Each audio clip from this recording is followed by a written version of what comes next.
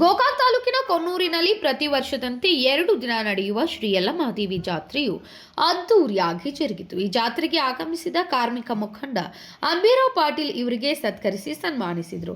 ಶುಕ್ರವಾರದಂದು ಮುಂಜಾನೆ ನೂರಾರು ಭಕ್ತರ ಸಾಗರೋಪಾದಿಯಲ್ಲಿ ಆಗಮಿಸಿ ಯಲ್ಲಮ್ಮಾದೇವಿಗೆ ಅಭಿಷೇಕ ಮಾಡಿಸಿ, ಜೊತೆಯಲ್ಲಿ ಪರಸ್ಥಳಗಳಿಂದ ಆಗಮಿಸಿದ ದೇವಿಯ ಪಲ್ಲಕ್ಕಿಗಳಿಗೆ ಉಡಿ ತುಂಬಿ ಹರಕೆ ತೀರಿಸಿದರು. ನಂತರ ಯಲ್ಲಮ್ಮ ದೇವಸ್ಥಾನದಿಂದ ಶ್ರೀ ಯಲ್ಲಮ್ಮಾದೇವಿ ಪಲ್ಲಕ್ಕಿಯೊಂದಿಗೆ 50ಕ್ಕೂ ಹೆಚ್ಚು ಪಲ್ಲಕ್ಕಿಗಳು ಪಟ್ಟಣದ ಪ್ರಮುಖ ಬೀದಿಗಳಾದ ಜೈನಗಲ್ಲಿ, ಅಂಬೇಡ್ಕರ ನಗರ, ಕಾಮನ ಚೌಕ, ವಾಲ್ಮೀಕಿ ಚೌಕ, ಬಜಾರ್ ಮೂಲಕ ತೆರಳಿ ನೂರಾರು ಭಕ್ತರೊಂದಿಗೆ ಭಂಡಾರ ಹಾರಿಸುತ್ತಾ ದಾರಿಯುದ್ದಕ್ಕೂ ಉದೋ ಉದೋ ಘೋಷಣೆಯೊಂದಿಗೆ ಅದ್ದೂರಿಯಾಗಿ ಪಲ್ಲಕ್ಕಿ ಉತ್ಸವ ಜರುಗಿತು.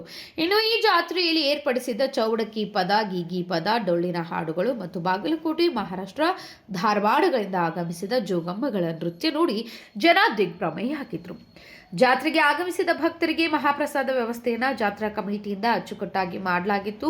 ಸುಮಾರು 10,000ಕ್ಕೂ ಹೆಚ್ಚು ಭಕ್ತರು ಮಹಾಪ್ರಸಾದ ಸ್ವೀಕರಿಸಿ ಪುನೀತರಾದರು. ಕೊಣ್ಣೂರ ಯಲ್ಲಮ್ಮ ದೇವಿ ದೇವಸ್ಥಾನದ ಅರ್ಚಕ ಕಾಡನ ದೇವರೇಶಿ ಇವರು ಭಕ್ತಿಯಿಂದ ದೇವಿಯಲ್ಲಿ ನಡೆದುಕೊಂಡವರಿಗೆ ಅವರ ಬೇಡಿದ್ದನ್ನ ದೇವಿ ನೀಡುತ್ತಾಳೆ. ನನ್ನ ಜೀವ ಇರೋ ತನಕ ದೇವಿಯ ಸೇವೆ ಮಾಡುತ್ತೇನೆ, ಇನ್ನೊಂದು ಜನ್ಮ ಇದ್ದರೆ ದೇವಿ ಸೇವೆ ಮಾಡುತ್ತೇನೆ, ದೇವಿಯ ಹೆಸರನ್ನ ಬೆಳೆಸುವವರು ಹುಟ್ಟಲಿ ಎಂದು ಹೇಳಿದರು. ಪ್ರತಿ ವರ್ಷವೂ ಈ ಜಾತ್ರೆಯಲ್ಲಿ ವಿಶೇಷ ಪೂಜೆಗಳು ಜರುಗುತ್ತವೆ. ಇನ್ನು ಬರುವಂತಹ ಭಕ್ತರು ಭಕ್ತಿ ಮಾರ್ಗದಿಂದ ದೇವಿಯಲ್ಲಿ ಬೇಡಿಕೊಂಡಲ್ಲಿ ಫಲ ಸಿಗುತ್ತದೆ.